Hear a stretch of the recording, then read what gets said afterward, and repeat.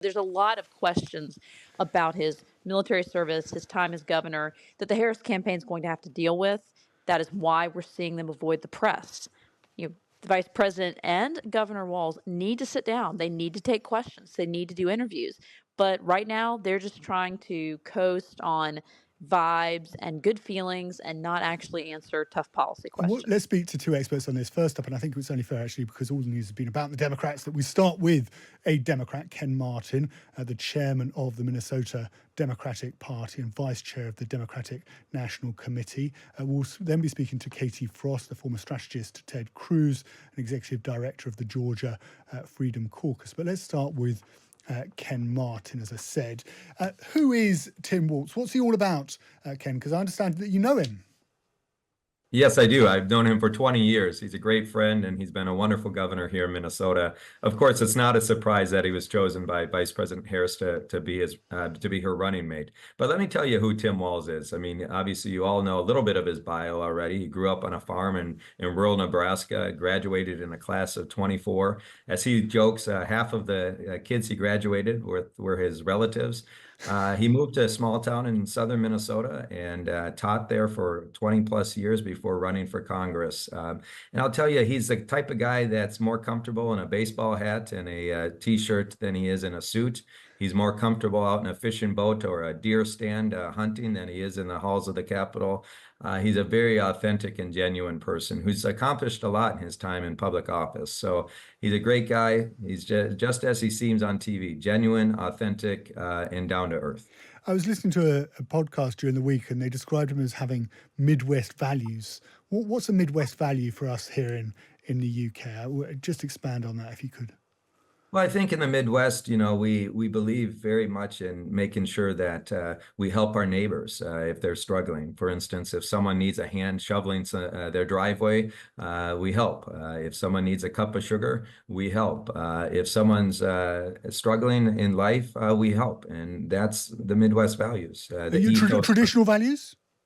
Well, I think so. I mean, look, I think the Midwest, kind people, the middle part of the country is filled with some of the hardest working people in America, and again, a ethos that we don't leave anyone behind, and that's certainly that good neighbor philosophy extends to government and to policies. And what Tim Walz and others throughout the Midwest have done is lead in a way that makes sure that no one is being forgotten or left behind. And I think that at the end of the day is the ethos of not only Tim Walz but those Midwest values that you talked about. It was not a surprise that Vice President Harris was looking for someone who could appeal to Midwestern sensibilities and values. And given the map where she needs to win Pennsylvania, Michigan, Wisconsin, and Minnesota to win the presidency, Tim Walz is a perfect choice to make a giant appeal to those voters. So you think he's got that broader Rust Belt appeal over, say, a progressive appeal to younger voters to try and draw them into the Democrat campaign? Yeah, that's absolutely right. And then you couple that with his record of success while he was governor, combined with Vice President Harris's record with President Biden these last 3.5 years, you have two people who've actually pushed great policy to help improve people's lives and strengthen communities throughout this nation. And by comparison to Donald Trump and J.D. Vance, who it's remarkable on how little they've accomplished in their time in public service, both the 4 years of Donald Trump and now these last 2 years of J.D. Vance. I can't point to one piece of legislation of note that they've passed to actually help people in this country. And so I think this contrast for the next 86 days left between our ticket and the Republicans is pretty clear. It's still an existential elections, and I really like our chances. There's a lot of momentum and energy on our side right now. There's a real problem in this country, and political parties have struggled with it throughout history, recent history at least, of trying to get young people to vote, because they traditionally, and we know it from our own general election, it's older people who vote, and that's where the main political parties fight. Is there something that you in this Coach Waltz sort of moniker and this imagery of Tim Waltz as being put forward by his students to be a leader, that actually there's a concerted effort to try and get Gen Z out at the beginning of November to cast their votes for the Democrats?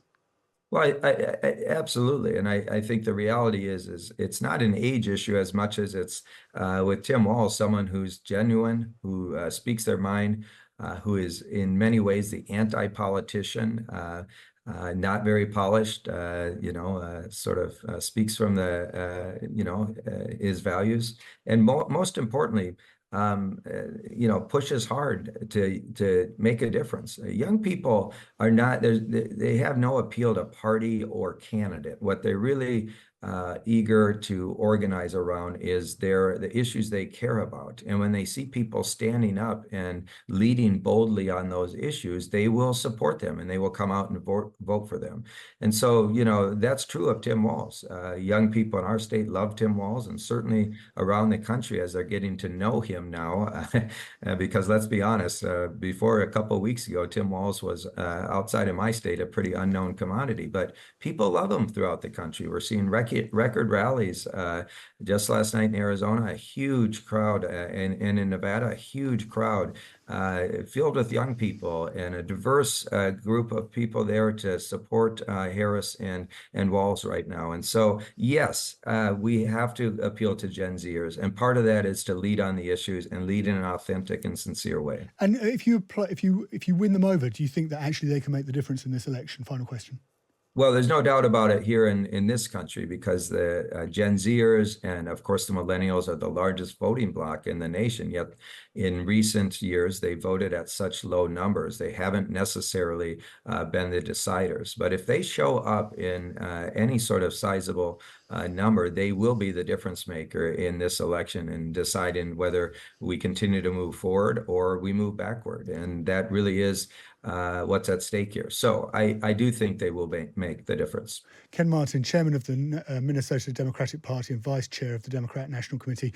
Thank you very much for joining us. I know it's super early where you are in the States, so I really appreciate your time. Moving on to Katie Frost. She's a former strategist to Ted Cruz, executive director, as I said, of the Georgia Freedom Caucus. Welcome to Times Radio, Katie. Thank you for having me. Thanks for joining us this morning. If you could have picked the vice presidential candidate for the Democrats, who would have been your ideal candidate from a Republican point of view, and would it have been Tim Waltz? As a Republican, yes, I do like Tim Walz. I'll tell you, there were some other candidates that I do believe were stronger in Tim Walz by selecting him. The Harris campaign selected someone that no one really knew, and that has given the Republicans an opportunity to define him. He was not a known commodity.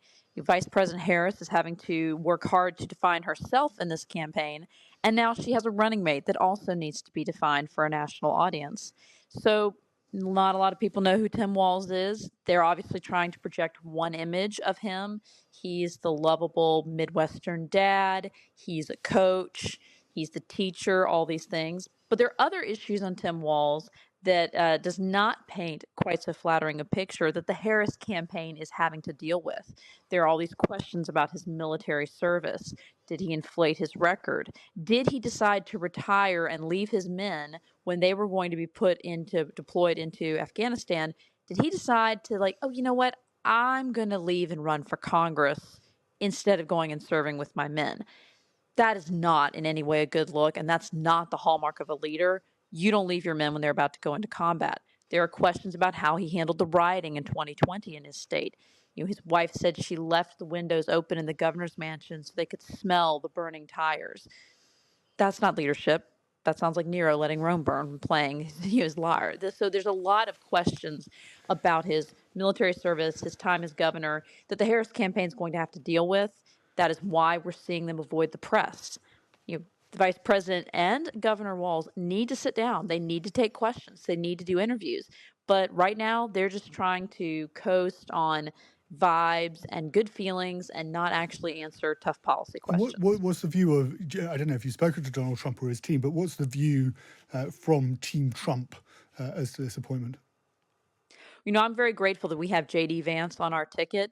This is a man who served nobly. He served in the Marines, and he has been leading the charge on these questions about Governor Walz and his service. Where were you? Why did you do this? Why did you leave your men behind so you could go further your political career? That's not leadership.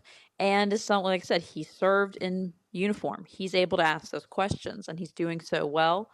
I think that we really need to see the vice president actually answer questions. It's going to be bizarre if the first time Vice President Harris actually takes a real question from the media is going to be on the debate stage. I was going to We move had on. this I was debate going to move coming on up. to the debates. Yeah, who needs those more in your view? The ABC debate, is it Trump or Harris? Who's got the most to gain and the most to lose?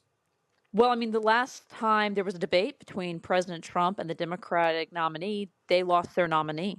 So I would say that President Trump has shown that he's more than capable of handling himself on the debate stage, and Vice President Harris, she does not do well when she faces adversarial questions.